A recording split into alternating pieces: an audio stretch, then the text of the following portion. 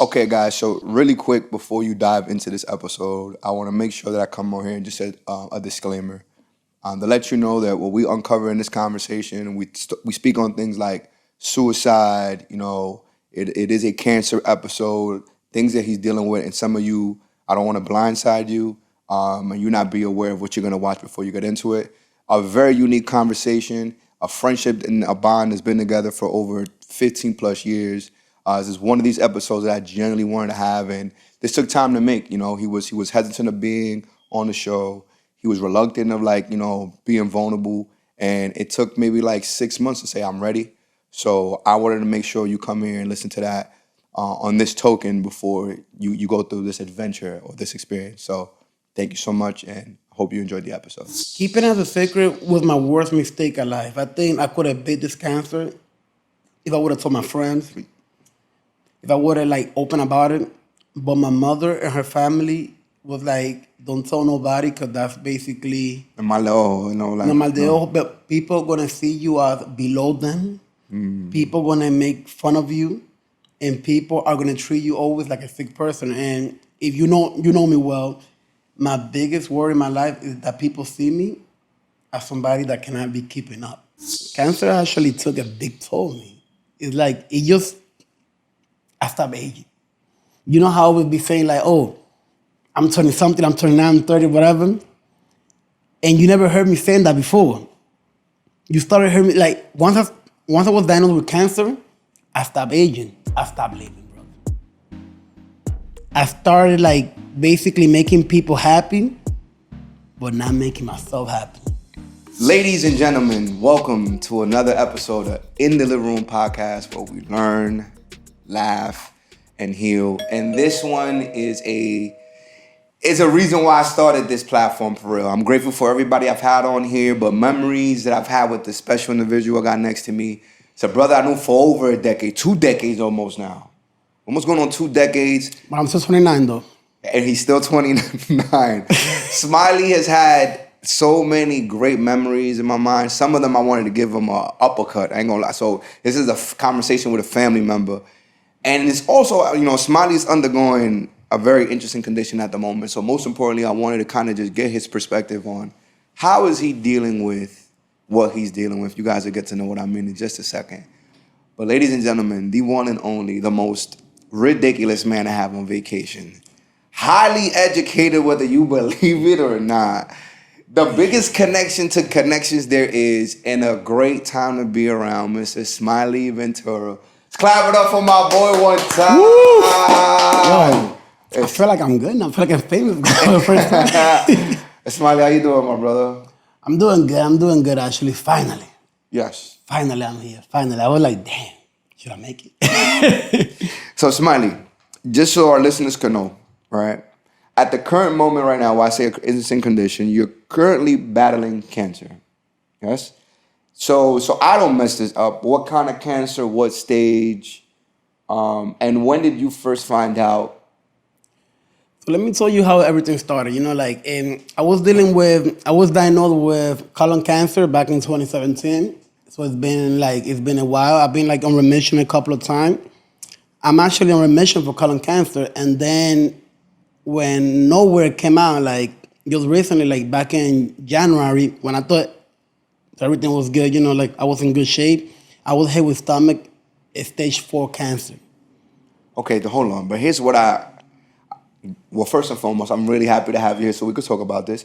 But colon cancer that early, you're a pretty young man, right? That's very rare. 2017, let's not lie about your age. You always talk about you. In 2017, my real age at that time, I was still in my, I think, late 20s or just recently turned 30. So how did this happen? Is this a hereditary? Is anybody in your family diagnosed with this? As a Dominican family, for some weird reason, they were a taboo about it. Nobody wanted to talk about it. My mother would refuse to talk about it. My uncles and stuff like that. My grandfather finally gave in. And my grandfather was that from his side of the family, a lot of people die from cancer, even though they call it something else. They didn't want to talk about it. When I was first diagnosed, it just shook my life from left and right. I didn't know what was going on. I was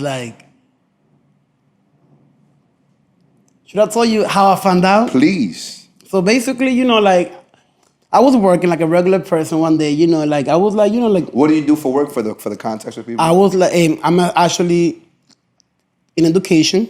I'm actually a school teacher. Like I consider myself an educator forever, even though like I'm a principal. And but still education. Like the day that happened, I was like, I went to work regularly, and I fainted.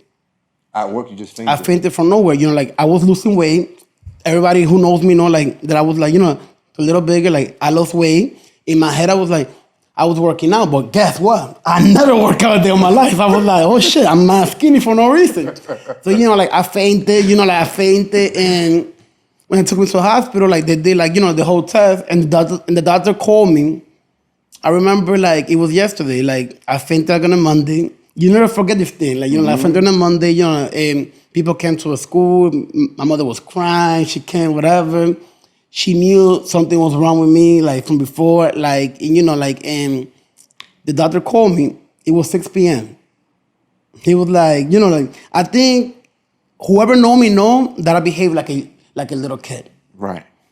I always consider myself like I'm Peter Pan stuck like in the lost world. Like I'm always like a little kid, and in my mind, I think that actually will help me a lot. So when they told me, he was like, the doctor go, like, are you sitting down? I was like, yes, I'm sitting down. Like, are you by yourself? Like, no, I'm myself. Like, I'm with my family member. And he was like telling me, he was like, we think that you might have colon cancer. Like when he told me that, like I just dropped my phone. I started crying. I think I didn't call nobody at first. I was like, I was crying. The first person I called, it was a person who I always consider like my enemy, but he's not my enemy. He's actually my good friend, Hove. You call Hove first? I called Hove first. I was like, Hove. Why did you call Hove first? Shout out to Hove, and I got a great story about Hove, but why did you call Hove first? I called Hove because Hove, out of all my friends, out of all of you, because like when I call somebody my friend, they're already my brother. Cause like, I'm the friendliest person you ever gonna meet in your whole life. I could be friendly, I could be like with everybody, but I'm not friends with everybody. That's a fact. But like Hove is the only person like in my whole life story, like, and I told him that like just recently, like Hove is the only person who told me the truth in my face without even thinking about it. So I needed somebody who told me the truth. I was like, Hove, I have cancer. And and they cut it on time. They cut it like I think at level 2 at the time. I didn't know what cancer was. My family was devastated more than me. I didn't know what was going on. And then like I did a treatment. I went. I did check it. It was actually colon cancer. And and at that point I was like, what's next? The first question I asked, I was like, how many years I have left? I was like, how many years I have left? How many years I have left? And then, like since day one until today, I've been asking myself how much time I have left. And from that time to now, a lot of people have passed away, a lot of people have moved on and everything. But, like the hardest thing in life is like that when you're diagnosed with cancer, nobody tell you like, yes, you could pass away right now and that will hurt more because, like basically it just happened recently. But when you're dealing with cancer, and I have a great friend, Elido. Elido actually was one of my biggest motivator alive. And I think me and Elido got cancer like around the same time. But Elido took it strongly. And I remember Hove, Mel, and all of them was like, Smiley, look at fucking Elido. Elido is actually striving and you fucking like being pussy about it. Then I want to talk about it because like, you didn't know about it. Right. Nobody didn't know about it. I was really hiding about it. They were like, speak up about it. It was eating me, it was eating me inside. I was like, Elido was coming out like, oh, this, So, like, I was looking at him. I was looking at him as an inspiration, but then I was basically doubting myself. Cause so I was like, how the fuck, like, I've done everything right. Like, I'm friendly, I'm happy, what the fuck me? And cancer actually took a big toll on me. It's like, I stopped aging. You know how I would be saying like, oh, I'm turning something, I'm turning 9, I'm 30, whatever. And you never heard me saying that before. You started hearing me like once I was diagnosed with cancer, I stopped aging. I stopped living, brother. I started like basically making people happy, but not making myself happy. So I decided, I was like, you know what? I wanted to travel. But traveling was no longer like satisfying me. Like I just wanted to have fun. Working was like a way, like I decided to work because working was the only thing blocking my head from actually like even thinking about cancer. So cancer is like, I did all my treatment up to 2024 right now. I have 25 procedures. I do those 25, 18 being surgery. My ass being raped up and down. I actually like in 2019 I was recommended to, because like basically colon cancer, like for people who don't know, you're not supposed to get colon cancer unless you're 40 right. and up. That's why there's not many I was one research. of the first, and they say like 1 in a million that get colon cancer at the age of 29 or 30. And I was introduced to this hospital called, I was diagnosed in Presbyterian. Presbyterian did not have a good program that I wanted it. I'm very like special, like I behave like a kid. So like, you know, like when this boss of mine, her name is Carrie, I hated that bitch at one point. But you know, like after like me and her connected, because her husband was going through the same cancer, and he actually passed away. You know, like, and she was like, Smiley, like my best friend, he only takes 20 patients per year. His name is Jesse Smith. That man changed my life.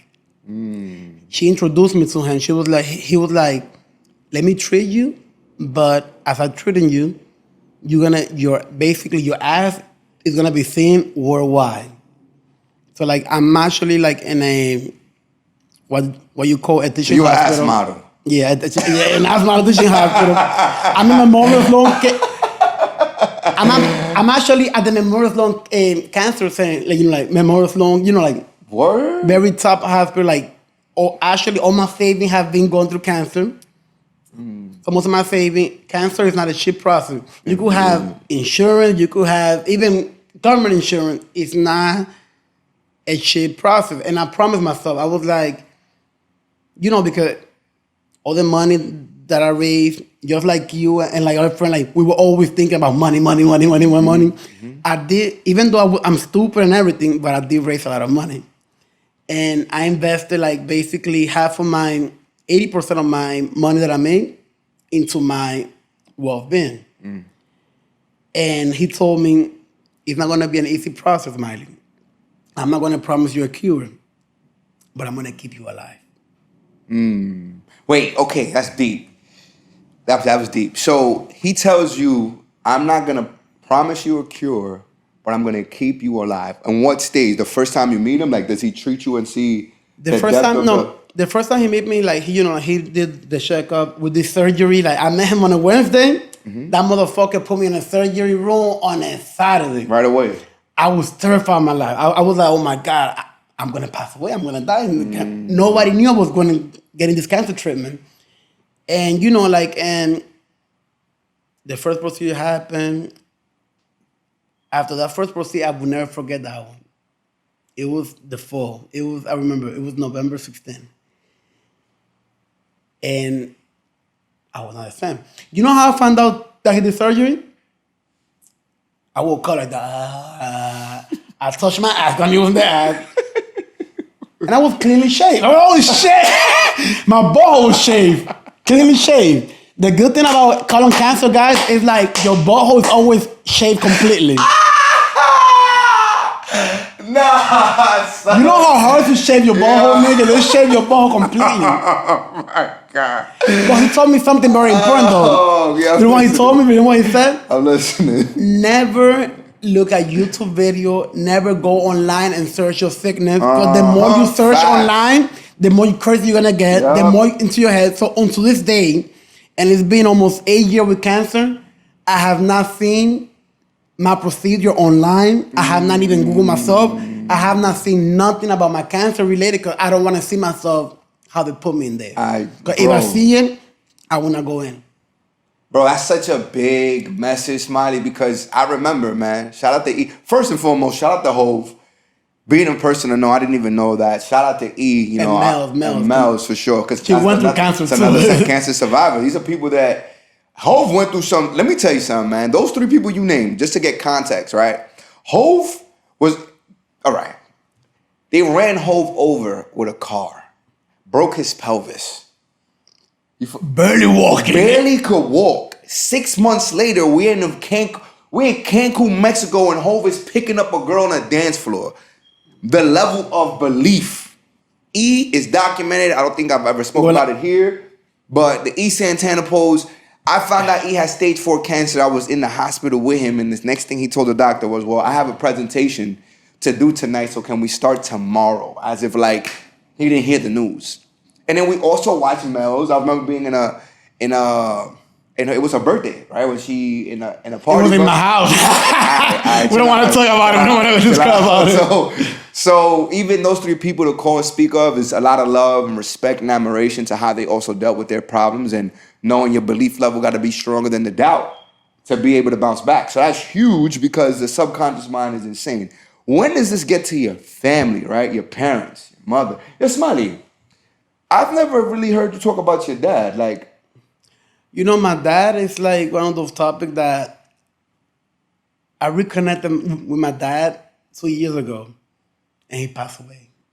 Really? Like, finally, when I connected with him, it was like, you know, like, I have this hatred for my dad, you know, like, since I was younger, you know, like, money-wise, you know, like, the living condition. I was like, okay, you know, like, I was like the hijo de la calle, you know, the street kid, basically, you know, like, but he was giving me love, but I was not accepting it.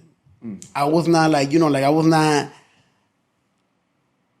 he wasn't the best father either, but he wasn't the best father, but he also wasn't the worst father. I was also to blame for it. And I realized that just recently.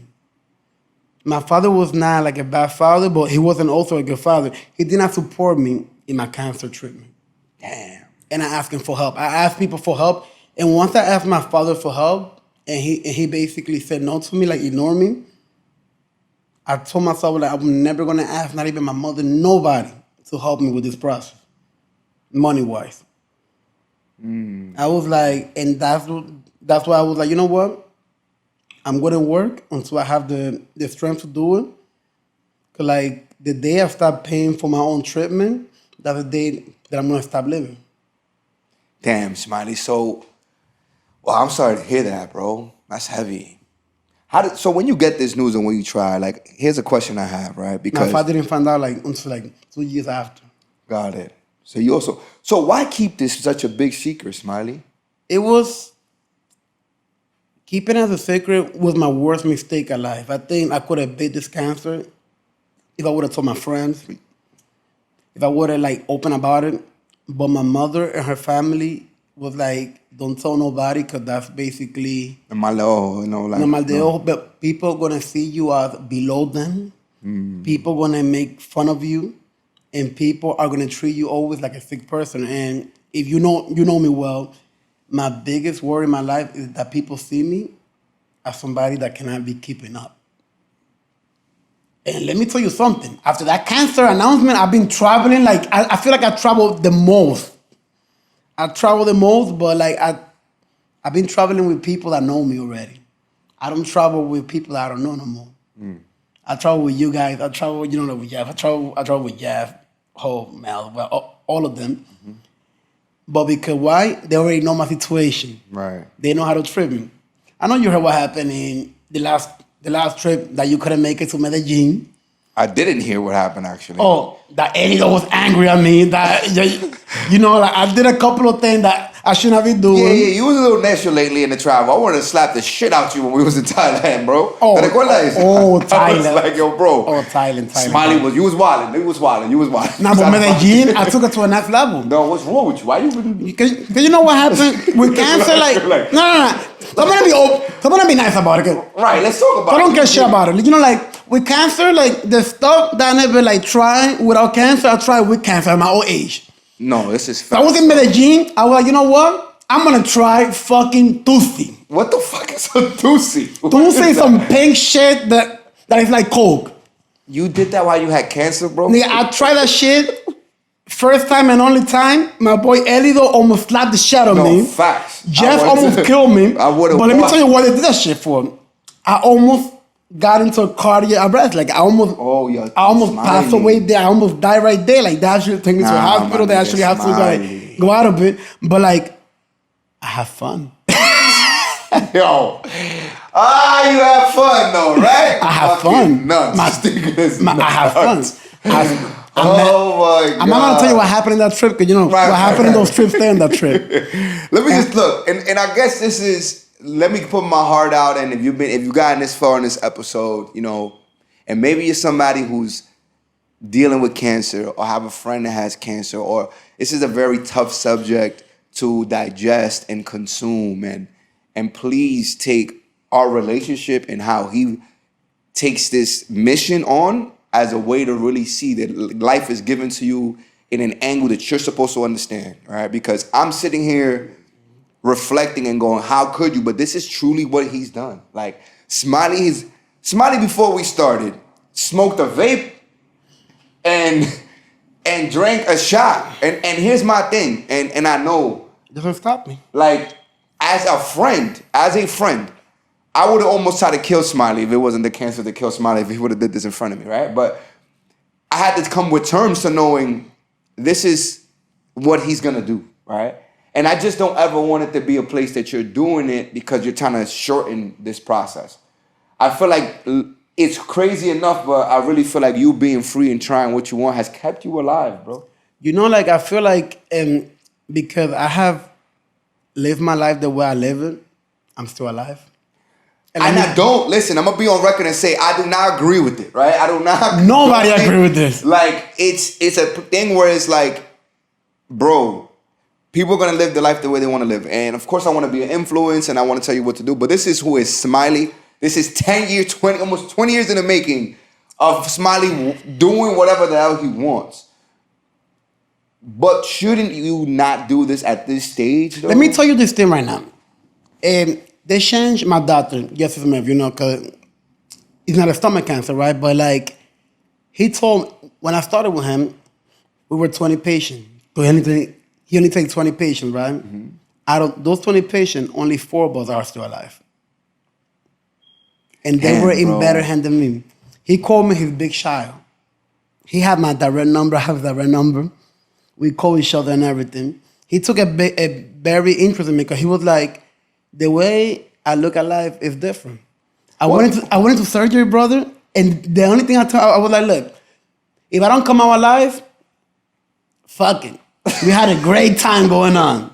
And I would record myself, you know, like, he would put me like in intensive care, and I would be dancing in the video, like, hey, I'm getting surgery, I'm getting surgery. One time, I even went drunk before surgery. You didn't go drunk? I swear to God, I went fucked up drunk before surgery, but nobody knew about it. I was like, because you know what happened? Bro? But let me tell you what. I started doing all this crazy drunk story, whatever, like with the surgery.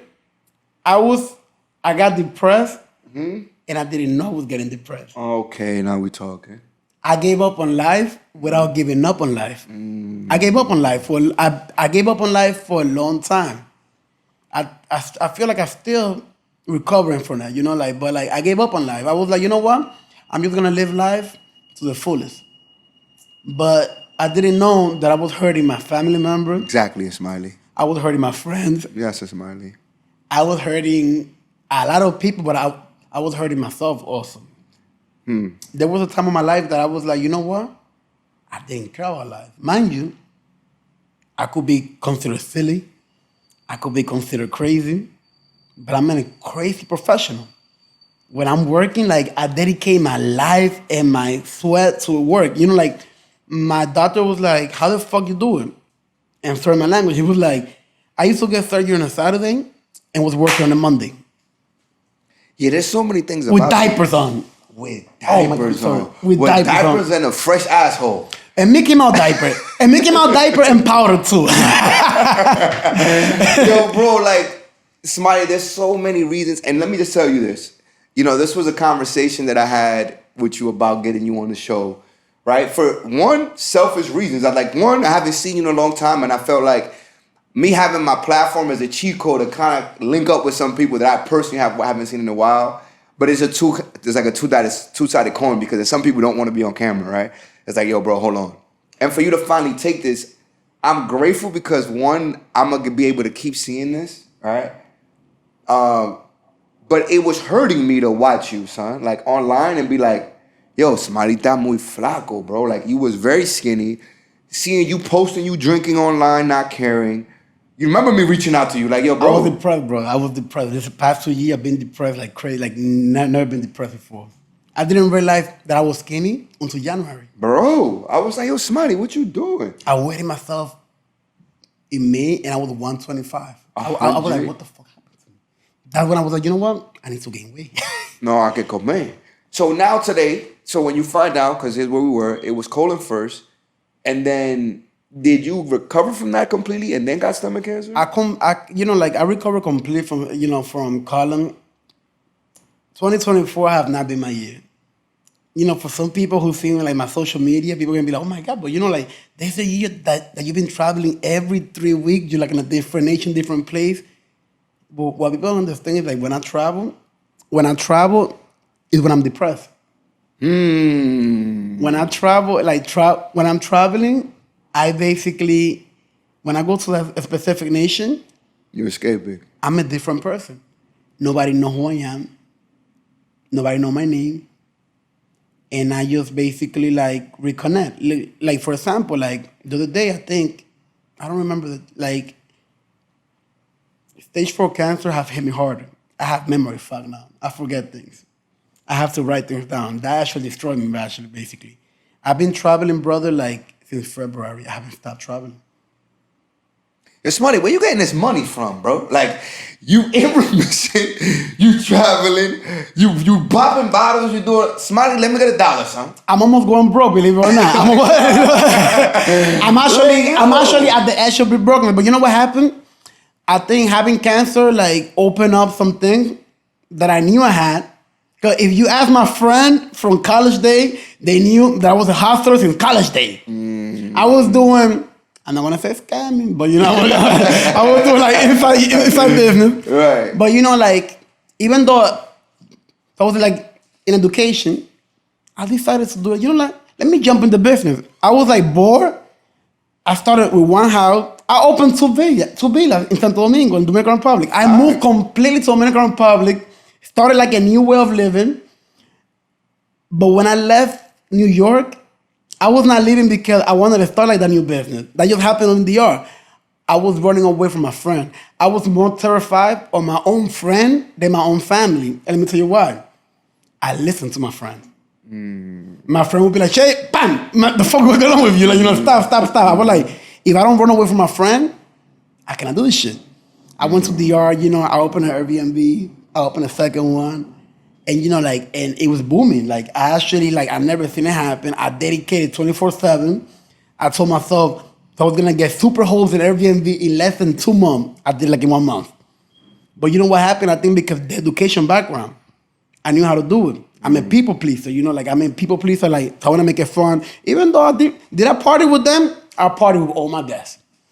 And they all know me. That's a fact though. Did I probably join their crazy activities? I joined it too. I'm not gonna lie too. Yo. But you know what happened? Like I blacked myself, but I ventured out. Did I invest half of my almost? I remember. So when I went to DR, I only have maybe $300,000 on my bank account. only. Something like. I put it Something put like. it all in. I put it all in without. I was like, you know what? Fuck, I'm gonna die anyway. I put it all in, and look what happened. I opened a second one. I opened a third one, and I'm no longer managing those accounts. I'm gonna lie to you. Like, if I tell you, like, I'm managing right now, like, I'm not at my mindset is no longer like at that level no more. I cannot do it no more. But I could actually do it, but I'm not. It's not into me no more. I did that. I made some money. I'm still recovering. Education has something. It's always something big for me. There's money in education. It's how you make it. And know you know, that. like, and people be like, "Oh shit, look, Smiley is always crazy. He's always like jumping around." You know, like, I try to separate my professional life. If you know me, my professional life, my private life, and my crazy life is 3 different lifestyles. I don't bring my professional life into my personal Right. life. I That's a never fact. do it. That's a fact. So all my friends think like Smiley is the dumbest person alive. But if you know me a lot, you know that I'm not Yo, dumb you at play all. that so well. Let me tell y'all right now. I know when probably Smiley got a lisp, right? Smiley supporting como like if he doesn't understand, Smiley be the smartest person in the room. I'm a blonde. For real, bro. You've been great at this for a very and now you know when I caught on? This is when I caught on to you. So we was in Acapulco, Mexico, right? I was 19 years old at the time. I was 21. Right? But left. I aged myself. Damn. got his ass. At that trip, we said, listen, guys, let's not do anything that's gonna get us in trouble in our hotel rooms. All right? No smoking. No smoking. Whoever likes to smoke, no smoking, etc. Keep that off the stuff. We here to drink as an all-inclusive. Let's drink. And of course, you got a friend who smokes. And I was unaware because I was the friend that people are scared of. Not right? me only. Not love, right. I'm like, yo, bro, none of that. And then I'm coming to my hotel room and there's cops at the door.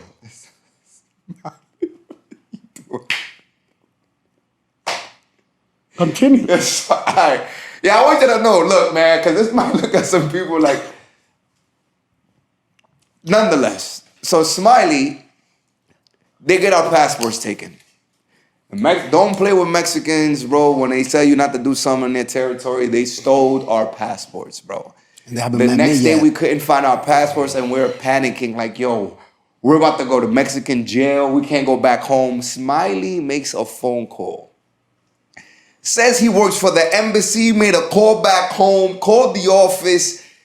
Those guys came into our room, and all of a sudden, the thing. But let me tell you a story appeared. behind that before. Remember, I was doing a internship at the UN, so I still have my UN That's ID. That would help me a lot. Yeah. So like, I always been like a little nerd, but like, That's a so was fact. him. That's a fact. And that was embarrassing for me because I was like, oh my God, people are gonna think that I'm a nerd now. I have to pull it up. I have to pull it up. And that's a fact. And that was just a moment right there when you really don't know all things about the people around you. And it was like, yo, how did you know that, right? How did you know to say that? Smoking.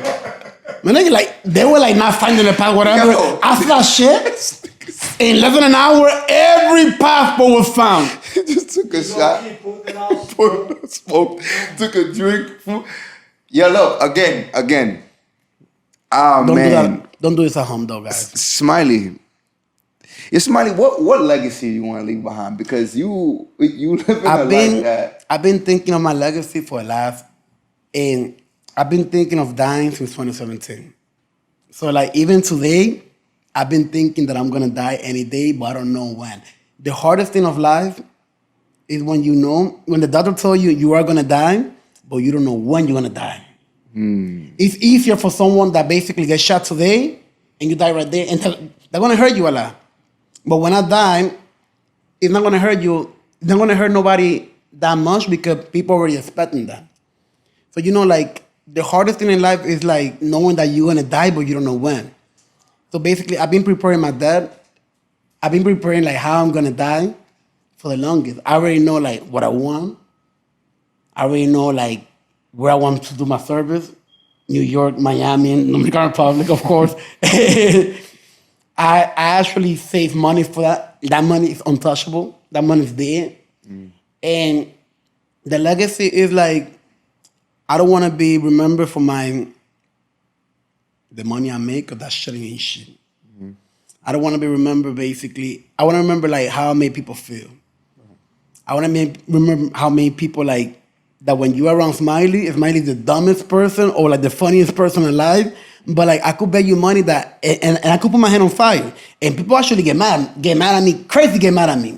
But nobody could be mad at me forever. I don't know why. You are right, bro. Like nobody could get mad at me. Sure, bro. You got that. Nobody could get mad at me for it. Like, and I want to remember like that I was a friend. I was not the perfect friend because I did some stupid shit that I should have never done. Mm-hmm. But like the travel, and you know, like, and even though he would not admit it, but I could guarantee you that Fern, Harden, Rob, and them, they left this nation for the first time, not consider DR for the first time with me. It's a fact. I could say like they started traveling with me, and this guy right here overcame me because he went like places that I've never even been before. Even though I catch up to you already, but you know, you know, like they traveled for the first time with me. Yeah, and I was not like this old nigga. I was not like this old person. Right. I introduced them to travel because the Acapulco idea was my idea, mind you.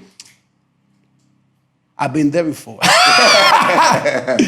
Nah, you know, let me give you your credit, let me give you your flowers, Smiley. Also, you knowing the land, the way you are. Let me tell you something right now. Smiley will never make a line at the airport.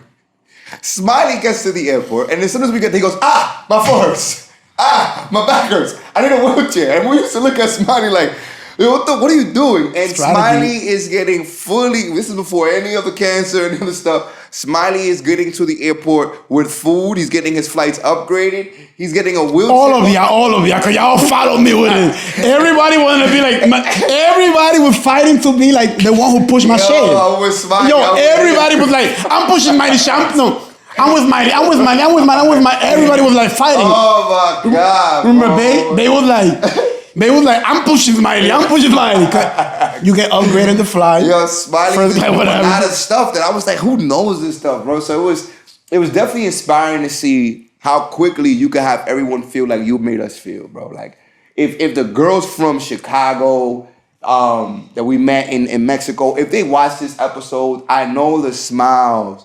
All the people that we met, the smiles they have on their face because of your energy. Shout out to all the girls in Florida. That once we met them, we became family for real, bro. It was like we had places to go that we knew because we were with Smiley. Smiley was the addition. Smiley was the addition to say, okay, Smiley's gonna have us crack up and say some dumb shit while we're at the pool before we go out.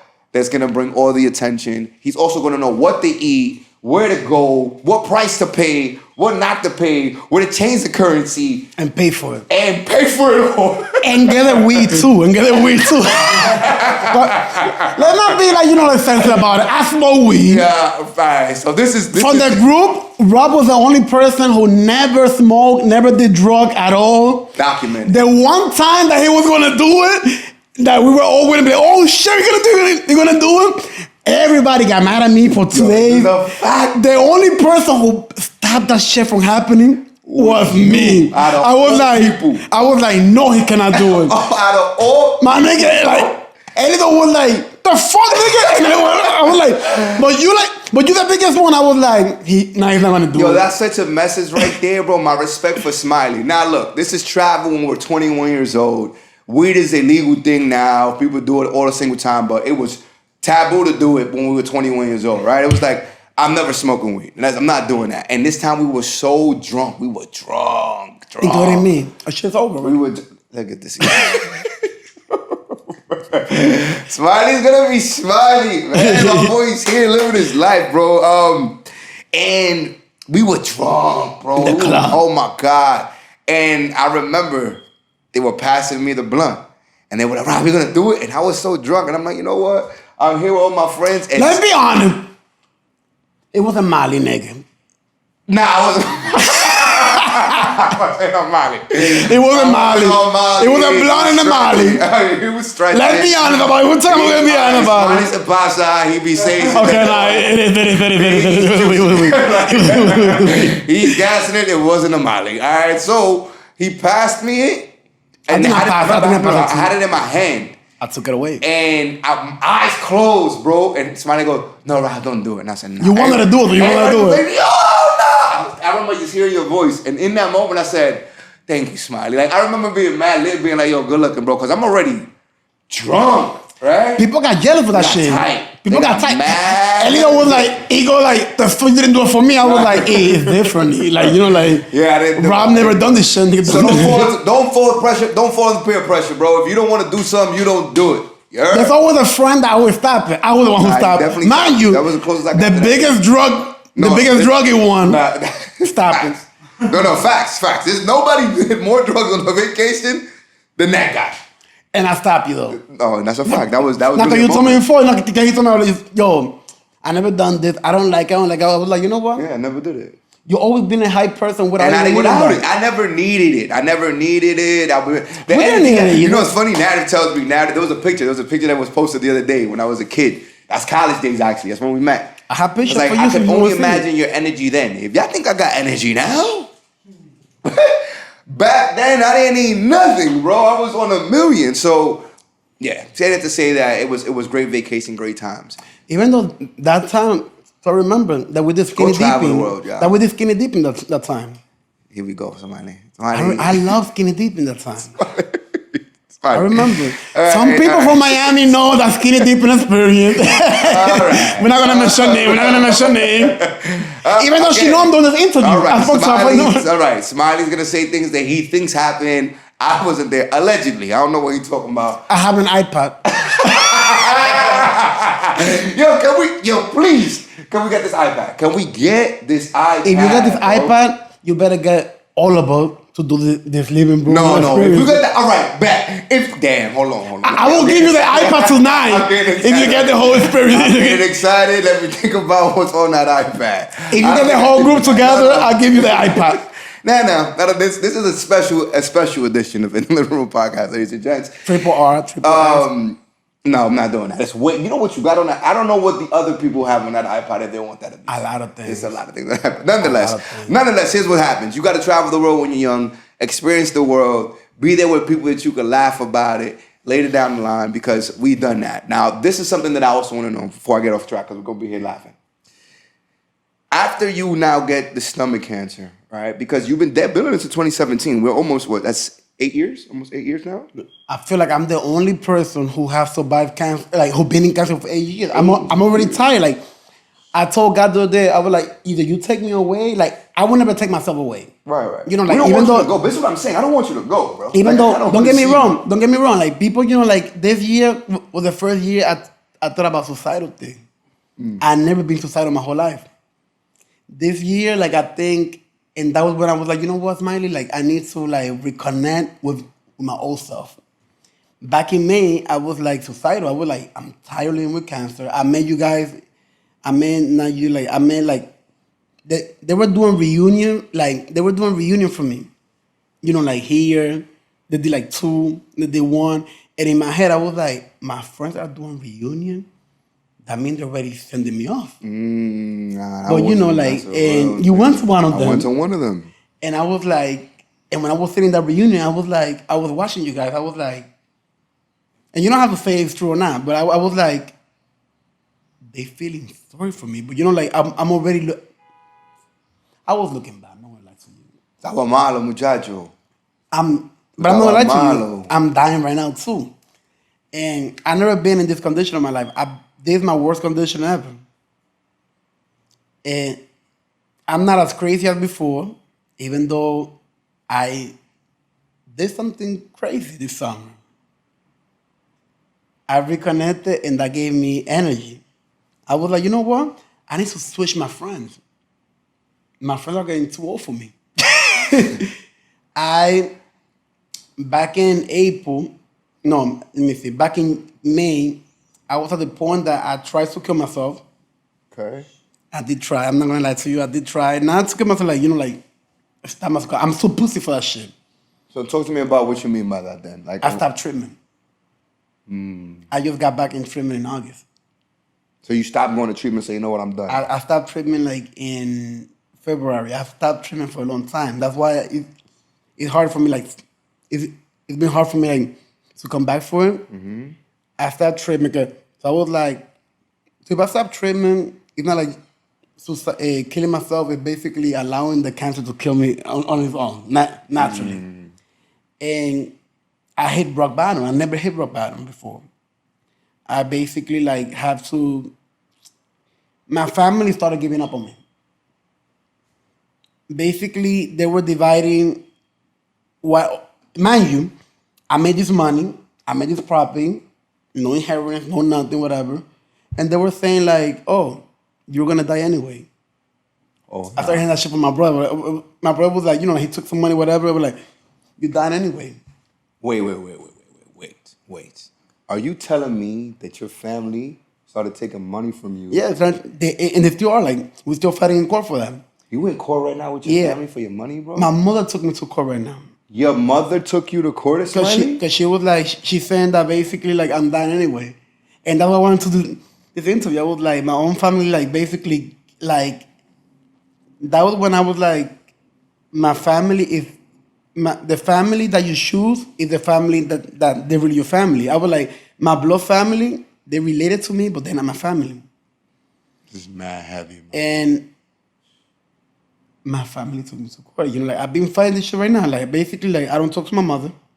Smiley, you don't talk to your mother right now, bro? I don't talk to my mother right now. My mom to this day, she was like, he's dying anyway. My younger brother said like he's dying anyway. And they were like, he's not married. He don't have kids. So they were like, before he actually think about getting married, they disabled me in the yard. Like on my property in the yard, it's under my mother's control now. This is heartbreaking, bro. Right, but my mother, she was like that I can no longer function. Mind you, I've been functioning. And I always told people, I was like, when you take everything away from a cancer patient, that's when he started dying. I started feeling sick when my mother took everything away from me and my siblings started taking everything from me. When I didn't have nothing else to do, like no Airbnb, no work, no nothing. I was basically like in the room, just basically like doing nothing. Like, traveling here, traveling there. Yes, I had the money to do whatever, but like it was nothing. They took everything away from me and they were just saying, you're gonna die anyway. And at one point, and I'm still thinking, I was like, I'm a bit tired. They were like, oh my God, he's been cancer for a long time, like that's not normal. But like when you take everything away from somebody who's dying, I have no respect for you. So that's when I started reaching out to you guys again. I was like, yo, this shit cannot be happening. Like this shit cannot be like my own family, like basically like, nigga, like I just found out that basically like in DR cemetery, mind you, like I don't want to be buried in DR. They even have a spot for me in DR already. Mind you, and that I never thought about dying. Mm-hmm. They took me to a fucking cemetery, like something was happening, like with family and whatever. And my brother was like, that's you right there, look. That's your spot right there. I was like, after that time, it was like, but like it was the whole family that went after me. It was like, I have to go to court. I have to be treated by a psychiatrist. I have to be, the psychiatrist who told me like, he's actually 100% better than anybody else out there. Yo, Smiley, you think you so stubborn, you still here to watch your family not win, son? They, like in my heart, you don't have a car, right? Yes. My uncle took my car away because he was like, you done anyway. Like, I don't have a car. Smiley, I came to New York and I don't even have a car in I bought my own car in New York. And I don't have a car in New York. And my uncle was like, oh, somebody took the car, but mind you, I know he had the car. Okay, hold on, bro, because my heart is breaking into pieces as you're saying everything this. Away from me. But when you're saying they're verbatim, they're saying you're going to die anyway, or you're interpreting No. They told me you're going to die anyway. My brother, they told me you're going to die anyway. Yo, my mother was like, like, that was when I was like, I told you, I was like, that was when my suicidal thoughts started happening. Because I never had suicidal thoughts. I was like, yo, but like, if you have people telling you you're going to die anyway, you might as well kill yourself. I was like, you know what? Like, I went through some dark stages in my life. Like, at one point, I didn't talk to nobody. I didn't want to talk to nobody. You disappeared. I disappeared completely. I was, you know what? I need to go back to a place that made me happy. Where was the first place I ever traveled by myself? It was Argentina and Brazil. Right. there was a little nephew of mine that was like, yo, I want to travel. I want to travel. Like, come with me. Don't worry about my, you know how I am, right? You know, like, Right. even though if I'm still paying for this shit, I told my little cousin, I was like, look, you graduated high school now. We don't have the time to come back. We left May 17th. We came back August 12th. We went all over South America. We went to rave. I discovered I could rave. I discovered that trip gave me back That energy. It gave me back the energy that I was missing. Did I do drug over there? Yes, I did. But it was a different. Smiley, you gotta write a book, bro. But my cousin Jano, because I love that. I never saw. I have never shown my love to nobody. Like this kid Janovic, he discovered a side of me that he never knew. He was like, I heard about your traveling. I always wanted to travel with you, but like now I'm experiencing, like, he was my nurse basically. All the video I was posting, you know, like going crazy, but nobody saw like all the throwing up I was doing behind the scenes. Everything I was going crazy. I almost passed out like in the club. I would pass out a couple of times, but I continued going. I was like, fuck it. Bam, agua. Whew, let's go. Hey. I'm not really, you know, like. Oh, y'all gotta know Smiley. I had the time of my life. What's happening right now, man? And then I was in Mexico a month before. I got knocked out in Mexico, punched in the face, whatever. Somebody knocked you out of Knocked Mexico? you out, yeah. Like, I was walking in Mexico, you know, so fucked up. I was so fucked up, mind you. I was not doing nothing illegal in Mexico, whatever, right? Like, I think because the medication, something, whatever happened, I was in Mexico, and at one point I thought I was in DR. So I was giving them DR address in Mexico. Lit. But I lived my life. But you know what happened? Like, I'm regaining my confidence again. I'm finding out Black Bunny again. I'm happy again. I'm getting happy. I'm not there yet. I'm Black Bunny again. And I've been fighting with these guys and I'm gonna say it publicly here. What? I've been advocating since July that I want a guy's trip again. No. Yeah, I've been saying it again. Yo, like, somebody, I love you. I cannot I've see been you advocating. do what you're doing. Now I'm serious. I cannot do it. I'm going on public record saying I can't do it. What you telling me, you don't understand. No, Jeff said they're gonna control me. Yo, bro, you don't understand what I'm feeling. When I get to watch this over again and everything you're saying, like, bro, this is a lot. And because it's you, I can interpret it in the way you interpreting it, right? Like, you laugh it off and you do this because I know you. But bro, you have to be studied. Like, okay, hold on. What's the conversation like now with your family? Like, have you? I don't talk to none of them. I think I only talk to my grandfather. And the only reason my grandfather is the one that had kept it like a little bit okay, but he don't have the power anymore to even like fight my mother or fight my family like in court. Because his age is like 87. This is crazy. So, but you know what happened? It's life. Yeah. I could start over again. Yeah. But you know what happened? But you know that, Rob, you know me, Rob. I have never been. I don't care about material stuff. Right. That shit will come. Yeah, them taking a house from you, taking a car from you is not taking. Brother, you like from you, they took everything away from me. Right. And a couple of months ago, we were talking about a contract, right? I got the biggest contract my whole lifetime. And I said no. Right. So you know. Right. I said no, right? They gave me the best contract of my life in education in this fucking city, and I said no. No, this is another thing, right? That I mean, like, all right, Smiley, let me tell you why this was like selfishly an interview that I needed to have. I know I'm in a place in my life where I've been making some really good strides, and as I'm moving, I don't want to build this story that something has to pull me back in order for me to take big strides forward, even though I know how life works, right? And then pull me back in order to take, because you're a person that has done what you want, do however you want, in the way you want because of your belief, and it keeps coming abundantly. So exercising everything that I know what I do, and I had to hear it from you. I had to see you say it to me and watch you do everything that you do, because you have to be studied, bro. Like, it doesn't add up, right? And it's not supposed to make sense because I don't know. I don't even know how to. Let me tell you what somebody told me, like, and that was something that he's no longer the education commissioner, you know, education whatever, like Banks. Banks called me again. He called me during the pandemic. He was like, I want you back in education. I was like, hell no. Mayor Adam, that a good friend of mine, I actually know him personally. I remember I reached out to him. I was like, oh my God, yeah, that's my boy. And, you know, like, me and Mayor Adam, we have a lot of differences and similarities. You know, like, I keep telling him that he's just a Republican, just like me, but even though I'm a Democrat. I'm going to be honest about it. Mayor Adam is a Republican, but he's in denial. Yo, But I keep telling him that. How do you feel about the indictment? You the The best indictment, it's a witch hunt. So let me tell you why it's a witch hunt. Mayor Adam is being hunted because he went against illegal immigration. He went against illegal immigration, and as soon as he said that, stop sending those illegal immigrants to New York City, and then Trump reposted him, and Trump said they're gonna go after him. 2 weeks later, they went after him. Cause after he was starting right here, I think he started right here, right? 2 weeks later, he got indicted. That was a witch hunt.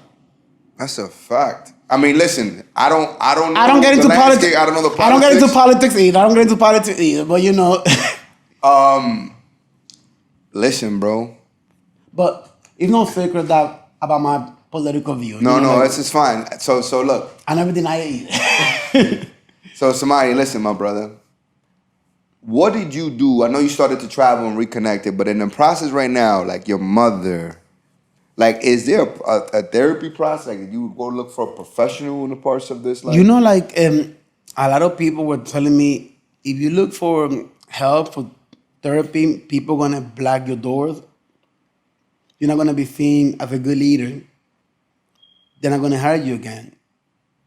I went to therapy. I actually seek out for help. I was in a place, in a dark hole, and I found help in the most weird place in my life. You know, like, even though like I'm crazy, I do all these crazy things, I'm always been a diehard Catholic. You know, like I always post on my social media, you know, like, and people be like, how the fuck this guy who was doing this crazy thing, like he's a Catholic? And I found this therapy. He's a rabbi.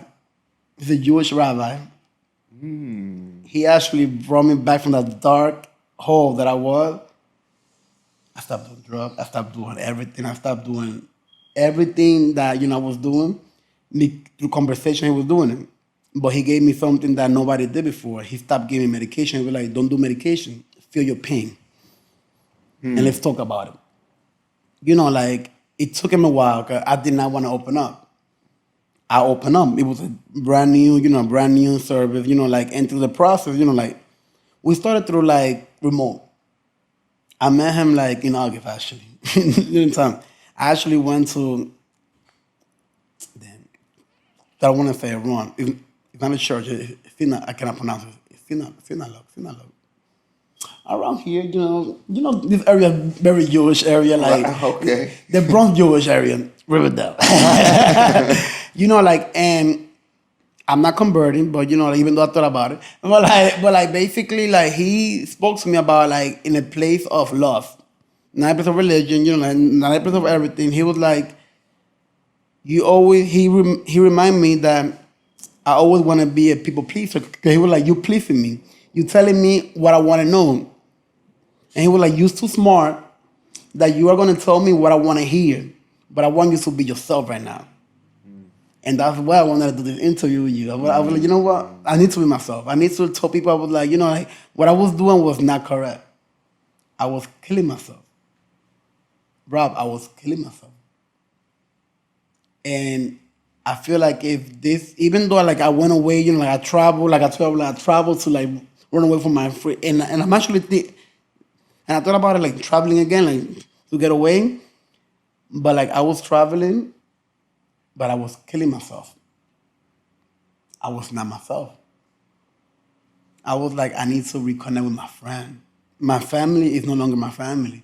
My friends are my family. Yo, bro. But, you know, like, I need to learn something. I basically was so much by myself. I learned to be by myself that I love being by myself now. Like, I think my best company is myself now. Like, when I disappear from all of you, I was not doing no drug, I was not doing no nothing. I was by myself. I was in a room watching TV, I feel like I've seen every Netflix show, every fucking YouTube show, YouTube everything. I even became a hick. I watch all of fucking now and everything. Been a hick, bro. What are you talking about? I've been a hick, but I never watched a show though. You became a hick, my man. You the hickest thing in the room right now. And the cutest one too. You speaking your English like this, boy. You hick as hell. Hey, mind you. I'm the biggest hick, but I've been the biggest hick running one of the best schools in the city. No, this is a fact. This is a fact. My last job officially was an all-girls school, mind you. I was the principal of an all-girls school. Think about it. All-girls school. They called me their father, whatever. Right. I was everything in that school, and even though they called me the turnaround leader, in the sense that like I know how to turn around school. Like if you give me a school, I won, I will turn into a 4. But let me tell you how I got to a point. I got to a point because I saw you guys doing it in that education. I saw you, Chris, Ellie doing it when it was like I forgot the name. It was like you here, guy, whatever. You know what? All right. No. Yeah, did it, but all right. Well, we was in business, right? No, but y'all were in business, like in different business, you know. But like basically, like we went. Our friendship have been like through different phases that we support each other. Remember, like y'all called me. I was like, I'm not going to no meeting. I'm signing up. Facts. Yo, this is nah. That's real shit. Smiley was this is all right. If there's one thing that was real, because I appreciate you even saying that, you got to have some people in your corner. This is what I used to tell people, and I reflect to this moment. It was what, $285 back then or something like that, I guess? I don't even remember. Let's say $300. I've been that shit for a whole year without even knowing. $300. What the business helped me do and helped me understand and reflect, if you don't have 10 people in your phone book that will give you $300 without question, you haven't worked on yourself enough. You haven't showed level of leadership enough that people can trust you, because Smiley was a friend. And you saw us, you saw me take off, and it never changed our friendship. It never did nothing. And I even introduced to people. But mind you, not being part of it. No, I'm signing up. I'm not part of it. You need me to sign up here, take it. If you need to sign up, I'll take it, but I'm not going to do nothing because of the respect and the trust. But that was always the power behind our friendship, right? Like, Smiley's not going to do what we're doing. And it's not about separating ourselves from Smiley because we were grinding, but you was able to see what we were doing. I did the traveling, though. Yeah, definitely traveling. Damn, that's big right there. Glad to hear that, bro. Smiley, yeah, but you know man. what happened? Like, I learned from you guys. I was like, you know what? Like, I was scared to become a principal for a long time. I was always assistant principal. I was always the second in command. I was always the second in command. But mind you, my old boss, her name is Jackie. She was like, Smiley, it's time for you to step on the big foot. Like, why you always want to be behind other people? Like, you making them look good. But if you doing it, why you don't do it yourself? I was like, people don't take me serious. She was like, hey, stop. That right there. People don't take me serious. But she was like, who telling you? I'm like, my friend don't take me serious. They think I'm a joke, whatever. I don't take myself serious. But she was like, Smiley, but you are one of the smartest people I know. Where do you think that comes from, Smiley? What gives you this, like, chaladang, but then you really not showing your level of, why do you hide behind your genius? I'm a people pleaser. You know, like, I think genius always being criticized. Genius always being boring. And I ain't gonna lie, and your stutter was heavy back then too. You know, I've been like, John was heavy. My man I'm a person that like, I listen to podcasts every morning. If you don't know me, like, well, now you know, like, I could go out partying and I would wake up at 5:30 every single day. I'm a morning person. Legit. I could go out, but I'm a morning person every single day. Like, I could go out like going crazy, but I wake up in the morning. No, that's facts. I brush whatever. I read the newspaper. I watch the news. I hit you up. That's a fact. But you know, like what happened? Like I didn't want people to know like that part of me. I'm a person who read. I'm a person that I went to Thailand. I wasn't supposed to go to Thailand. I think I did surgery that November, and that trip was like February. No. January 1st. It was New Year. It was a New Year trip. You're right. It was a New Year trip. And I one day and they were like, the trip was not planned. I love my friend because we don't plan trips. I wasn't planning. Right. That's a Mind you, like I did the whole trip. Rob did not want to make it one day I because did. I was like, I'm staying home. So I was like, nah, guys, come on. We have to do this. We have to do this. I Like, was really dreading not going on that trip. That's facts. but you know, like we did it, Damn. and people do not respect that. You know, like people be like, okay, if I'm not the crazy one, you know, like I go to a trip, I do a museum, but with these people, I cannot do a museum. Nah, we ain't doing no fucking museum, bro. I did it by myself. Nah, I ain't going somewhere in the world to go to a museum. Y'all bugging out. I did museum, but like, I'm not doing that. I'm but a you know- museum person right now. Like, dude, if you mention the museum, I'm already bored. I'm But- already bored, bro. but you know what happened? I do the museum, but like I'm always the person, like I'm the heart of the party. Nah, I don't care what tell me people the say, like, I'm the party's heart of the at, where party. The food is at, the sites at, museum. I ain't doing But the way I party is like I party like there's no tomorrow. Like, and people be like, oh, now let's go home at 2 in the morning.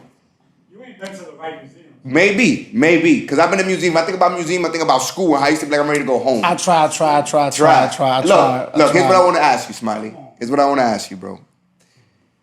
If there's something you could say to your family, right? Because in my heart, in the midst of us having this conversation, our ups, our lives, etc., is there anything that you will want them to know, right? I know y'all don't speak.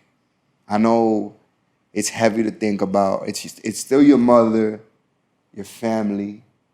Is there anything that you would like them to know? Anything you want? I think she's no longer my mother. Let me tell you the reason. My mother passed away the day she basically told people that I was violent, that I was gonna hurt her, that I hit her, and everybody who know me personally know You don't that I put would your never hand hit it, not even a fly. Yeah, you don't put your hand on a fly. I don't even put a hand. I'm pussy. I will start an argument, but Right, you're not getting. I'm not a fighter. Like you're not a I'm basically a fighter. party, whatever. But you know, like I just want to live, brother. I just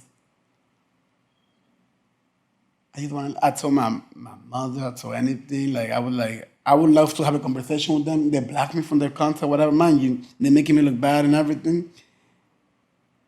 I don't care. Like they could keep everything. I don't want to be taking money from the government because I don't need to.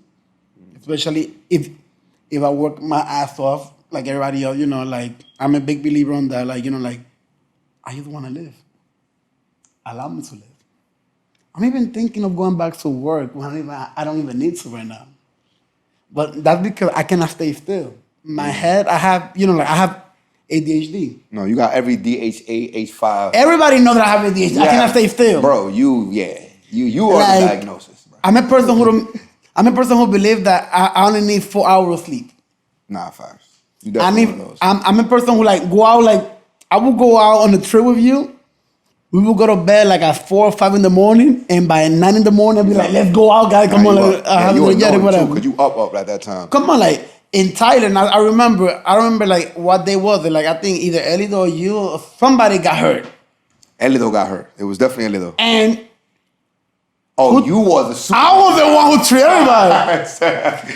Facts. If it wasn't There was no hospital. There was no doctor. Nah, it's another Smiley moment. It was another Smiley I was moment. drunk as fuck, or whatever. Hey, But you know what happened? I'm a caring person. I was like, nah, that's my boy, that's my friend, whatever. Right. And you know, like Elido have something like. Yeah, there's a connection. I think we have a connection there, you know. Like but then I have a connection with you, Elido, whatever. Because not everybody like I have a connection with. Right. I'm very fake, believe it or not. Like, believe it or not, like. We know there was a couple people gonna beat your ass, bro, because what you used to do back in the day. Yeah, I'm very fake. Like I'm I don't. telling you, yeah. But you know, like I'm an honest fake. I can't wait to clip that up. Yo, I'm an honest fake. Like, you know, like Oh my God, son. you see me right now, right? I'm friendly. Hey, like I will make you have the time of your life. That trip end, we're not gonna talk again. Facts. It's not But like if you're my friend forever, you know, like you're my friend whatever, I'm gonna keep bothering you. Even if you don't call me, I'm gonna call you. I'm gonna like surprise, hey, I'm here, you know, whatever. But like, if I don't care for you, I will be like, oh, what the fuck I care. And you know that shit happened in the truth. It's a fact. So somebody, let me ask you this, bro. Coming in closing, bro. If there's someone who watches this interview, right? And it's gonna be I think it's gonna be very interesting. It's gonna be a lot of people that of course know us, all right? But if it's someone who, you know, never seen any of this content before, comes across this because maybe the thumbnail caught their attention, or like, you know, they probably have cancer at the moment, or has a relative going through cancer, like, what's the advice Smiley would give to someone in his position right now? What would you like for them to be doing to be able to enjoy their life? You know what happened? I think cancer allowed me to do this thing, to live my real life. And I said that I stopped aging when cancer happened, but let me tell you something better than that. I stopped aging, but then I became like Peter Pan. Cancer taught me how to be myself. Cancer taught me how to not take shit from nobody no more. You know how people used to be like, make fun of me, whatever. I feel like, okay, stay quiet. Cancer taught me that basically, if you are not with me, and when I said not with me, 'cause like when you're giving me like a clear advice, that's not mean that you're not with me. You mean like that you care. You know, like that if you don't care for me or I don't care for you, whatever, I don't need to talk to you no more. I don't have to please you no more. Cancer taught me that in order to live your life, you have to live your true life. Because there's the only thing that kills you faster in cancer is depression, brother. And I was dying.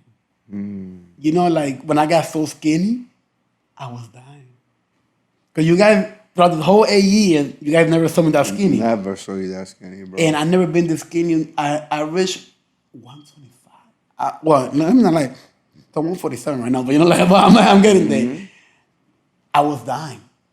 Why? Because I closed up. Right. I basically, big message. Because my family hit me so hard that I thought everybody was hitting me hard. My head was basically, I want to die, I want to die, I want to die, I want to die, I want to die. Until I started thinking, I was like, you know, like, and I started watching the show. Let me see when you started. Let me see. Oh my God. Let me see. I was watching the show still being in Brazil. Remember, I used to hit you up. I was like, there was one interview. It was with a girl. Damn, I forgot her name.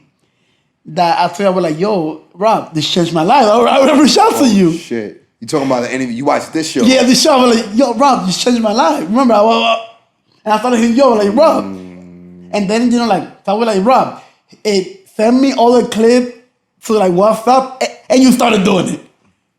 I was the one who requested you. I was like, please send me the show in WhatsApp. And I've been waiting every fucking Wednesday to watch the show. You know why? Because I think it was like the conversation you were having. But at the same time, when you asked me to be part of it, I was scared of it. I was like, why? Mind you, like, me telling you all this that happened in this interview, people like my closest friend, they're gonna be like, oh shit, this shit was going on. We didn't know about it. I never told you guys. Fact. Did I ever mention this to you before? Never, bro. It just came out naturally. So I was like, I needed uncut, I needed like, and when you invited me to do it, I think God was working his own magic. The following day, I had like surgery without even thinking about it. This like, is fact. I just came out of surgery not even a week ago. Literally a week ago, you were in surgery, bro. I was, and yes, I'm drinking, guys. But like, oh, and by the way, my first time drinking in a long time. But you know, like, people don't understand, like, when they do stuff like this, how you could be changing people's life without you knowing. But you always been like the father of the group, though. Let's be honest. Let's be honest. So you know, like in this always hung. I guess people telling me I finally look my age, right? Like you finally look in your age. You are older than me, but you can say I'm older than you. Okay, that means a lot to me, bro. It means damn, bro. Wow. But mind you, before I sat here, you know how many people I talk about this shit? I was like, I'm about to sit on Rob shit. They were like, do it. But I was scared of it. I reached out to all our friends. I was like, guys, should I sit down? They were concerned about the topic that I was going to bring up. Right. I held it down. The only person who was like, go for it was Harlan. We're like, I don't care. But you know Harlan. Right. John's not going to care. I love you, John. Yeah, I don't even care. But Mel was like, Smiley, am I in those videos? I was like, no. Nah, but you know what happened? I'm glad that I did it. I'm so happy, bro. I'm going to tell you, look, bro, I'm glad. First and foremost, you owe me a drink. Life-changing information. I love you. Thank you. I love you more, though. No, like, for real, Smiley, you don't even know, bro. Like, you don't know what I went through today. Right? Like narrative. I went through shit today that I didn't even have to mention to you, bro, because I said life's about a moment like this, bro. Material is not what matters. My day until I came to this conversation is when now I feel like the weight is off my shoulder because I'm finally speaking to you, bro. Brother, and you know how many people, I think you mentioned it one time, a couple of years ago, you were like, Smiley, you could do your own podcast. You could do your own show. Everybody keeps saying I could do my own podcast. And every year keeps saying, like, yeah, I'm gonna do it. I was like, but I'm not the person to do Smiley, you need your I'm own not a person. TV show, bro. You don't need a podcast. You need your own TV show. I'm not a person who will do it. But you know me, like, I'm lazy like No, that. I'm not for gonna sure, do it. bro. Smiley, listen. But like, I just want to continue traveling. I have 10 more nations to go. But I am more sick. I'm not gonna lie to you. Like, my health is already like, there's no coming back no more. What do you mean by that? When you tell me there's no coming back no more, right? They already gave me time, like officially time. What's the time? It's like right now I have 2 to 3 years, but I'm happy about it. I live. But I want to continue living. You got 2 to 3 years to live it up. 2 or 3 years. You know, like there's no, unless it's secure, I heard in Germany it's very expensive right now. Hopefully they bring it to the United States. The United States have a lot of bylaws because of religion. Believe it or not, the most nation that have like the most freedom, they have like the, you know, like the stuff that I need. I cannot do it here. But I'm happy. But let me tell you, I'm happy. I'm actually happy. I'm slowing down. I'm not ready to die yet. But you know what happened? I'm gonna give life a fight until the last minute I have until his earth, brother. And the time that you see me like not traveling, that will be the time that I'm giving up. I'm not gonna lie. I cannot do those fucking 14-hour flight no more. It's hard for me to do it. Look, I went to Argentina, brother, for 1 week. I lasted there for 2 months and 3 weeks. Because you couldn't get on the flight back. No, I was terrified. Look, That's a great reason to not fly back, bro. Nah, I came back from over there from Argentina, and I was in bed for 2 weeks. I couldn't get up. Before I do this interview, like, you told me this on Monday, I told you I was like, I'm going to make sure it happen. I put myself in bed rest for 5 days to make it here today. So that was the first day I walked after my surgery. So, you know, like, if actually I'm the happiest person right now. I think there's a club night for me. Damn, bro. And for some reason, tequila do not get me drunk. All right. We not getting you drunk. No more drinking, bro. If we got this time, bro, let's cut the drinking, bro. What if, somebody, let me ask you a question. In closing. One more time you want with me already. You spent someone but years with me already. It's my fucking God. And I don't want no funeral. Look. So many years with me already. I understand, but hear me out, bro. My life's going to be a celebration of life, not death. I'm already celebrating you for this long, since the beginning that we found out. Meaning, don't you think, bro, going the healthiest way possible will give us a better shot of you getting to Germany, something coming, etc.? I'm coming, and supposedly I have the money to do it. I'm scared of it. Okay. The thing is, like, it's a 70-30. They were telling me 70% of dying in the process, or the 30% of surviving. 30% is a big chance. That's a big but, fucking... But 70% is like... I'm not taking that risk. I mean, I wouldn't... let me not say that. Yeah, you give me 70, 30 I don't odds. want to take the risk. 70% I'm dying? That's a big... No, that's I don't want to take the risk right now. Smiley, I love you. I love you too, brother. And we're going to continue drinking, right? But you owe me a trip, though. Look. We even my only black friend, Roy. Let me say, my only black friend, Roy. Right, shout out to that Roy is not even black, he's Dominican. Right, but my only black friend, Roy, he said that we could do Costa Rica. It's right there. Smiley, I just can't see you on a vacation wilding out, bro. I can't, bro. I love you too much. I have a six-pack, though, now. Of course you do. Listen, for those, Smiley, this was a special moment. You know, for those who watch this to the end, hope this did something for you. It's a lot to unpack here, Smiley. It's a conversation we're definitely going to have offline about everything that you're going through as well, bro. You know, I'll be watching you closer, bro. I need a support system, which I already know that part. I'm getting bro. there. Come on now. And I'm already submitted whether you like it or not. I'm in. No, but I'm in.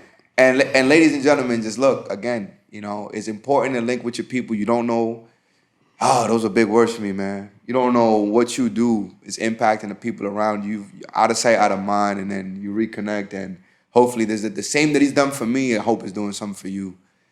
Another special edition of In the Living Room podcast. I love it. And to all my students, y'all better watch this. You don't fuck up Smiley, you don't fuck up the outro, bro. I was doing that super clean. You gotta close it out. You know what? My former student, my tomorrow student, those students who don't know me yet, those students from the past, mind you, one of them coming today, he coming from Vegas, he's turning 33 years old. I don't understand how he's my student though. But you know what? Guys, watch the story, watch this. You're gonna learn the real story from Mr. Ventura. And we're out. And Rob. And we're out. And hopefully you'll travel with me now, because my friend don't want to travel with me no more. My man, he's not ending this episode. Okay, he don't want to leave. We love y'all. Thank you for watching another episode in the Living Room Podcast where we learn. Listen to me. You learned something today. We laughed in the darkest times, and I hope this helped you heal. Thank you so much for watching. And Smiley, let me get a hug, my brother. No, brother, yeah. Let me get a hug, my brother. And that's not the end, brother. It's the beginning. Love you, bro.